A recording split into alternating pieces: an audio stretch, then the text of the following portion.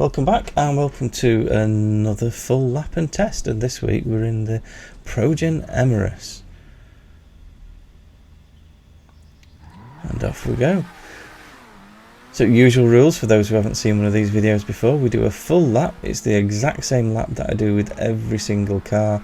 I speed up any sections where nothing happens, and we do reviews and top speed tests as we go around.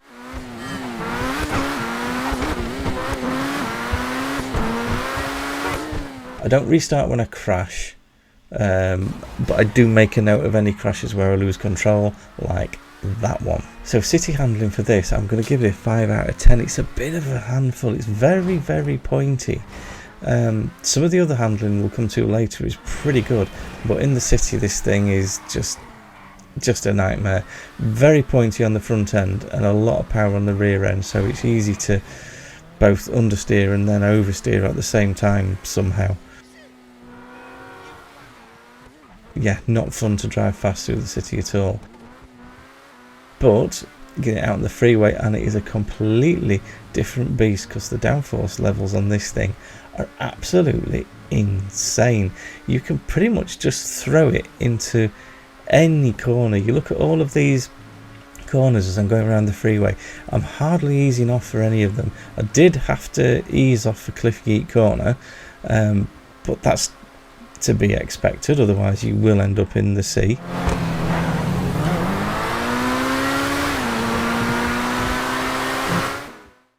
And yeah, back on with it after a bit of a crash. Obviously, heaven forbid, I do a full lap without crashing into at least half of the cars that are on the map at the same time as me. But yeah, on these long fast corners this thing is absolutely incredible, and you will see that when we get to the lap time, because the top speed I was actually quite disappointed with. I expected it to be significantly higher, but when you look at the lap time you'll see the difference that the downforce actually makes. So heading through the tunnel now.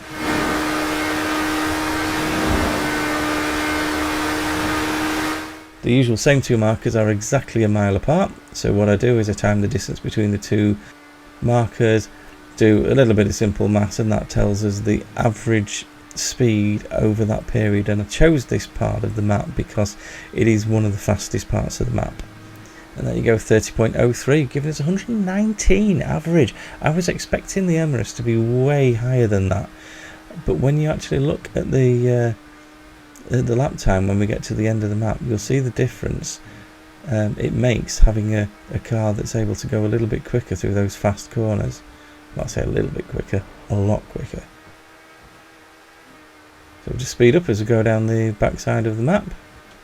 Shortly we'll be coming up on the bridges to the finish. So traffic, I've actually given it a 5 out of 10, and again it's just because it's so pointy. It's quite difficult to be exact when you're picking your way through the traffic.